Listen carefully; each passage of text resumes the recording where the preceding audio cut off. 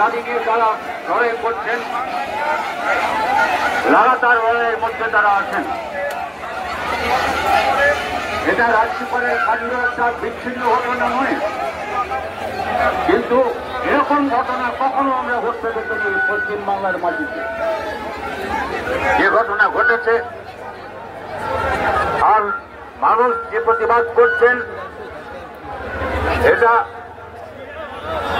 কি করছেন কেন্দ্রীয় সরকার, কি করছেন রাজ্যের সরকার, ছেড়ে দিলাম আমি।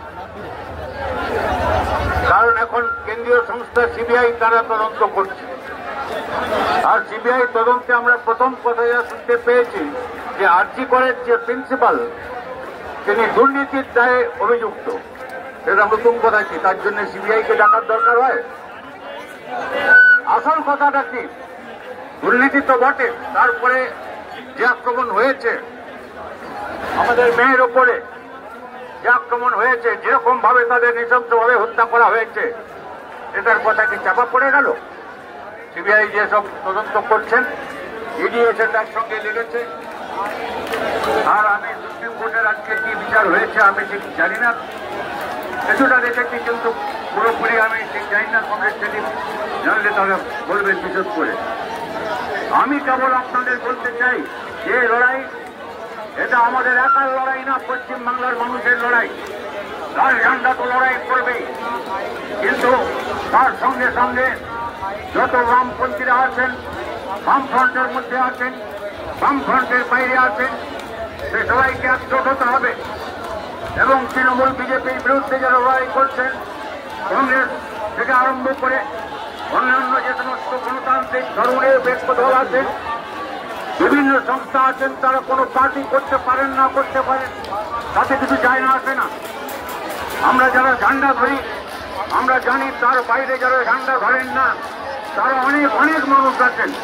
সেই সব মানুষকে আমাদের সংগঠিত করতে হবে, একসঙ্গে তাদের সঙ্গে মিলে আমাদের এই লড়াইটাকে জোরদার করতে হবে।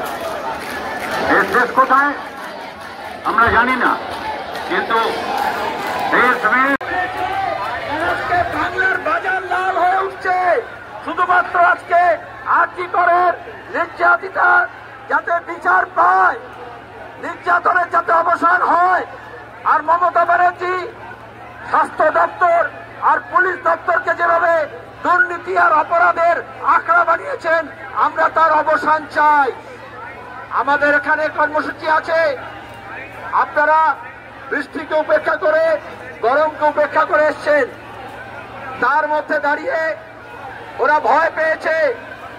কারণ আমরা লালবাজার দখল করতে আসিনি, এটা বুঝে নিতে হবে।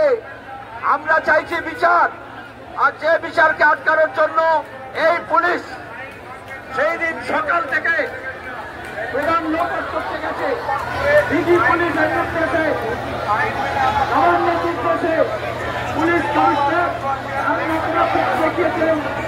আজকে গোটা দেশ, গোটা পৃথিবীর সৃষ্টি করছে। একটা অপরাধকে বাঁচানো না, একটা অপরাধীকে বাঁচানো না, আসলে যে অপরাধ তন্ত্র তৃণমূল সরকার গড়ে দিয়েছে সেটাকে এরা রক্ষা করতে চাইছে। আমাদের সুপ্রিম কোর্টে কোটি টাকা খরচা করে ওরা এভাবে পৌঁছতে পারে না বিচারটাকে আটকানোর জন্য। প্রথম সুদিনে কি বলেছিলেন মমতা ব্যানার্জি? ফাঁসি দাও, নেমে যাবো। আজকে কেন বলছেন না? বলছেন উৎসব করো, পুজোর দিকে মন দাও, আনন্দে মেতে ওঠো। ওই বাংলার মানুষকে ছেড়েন না।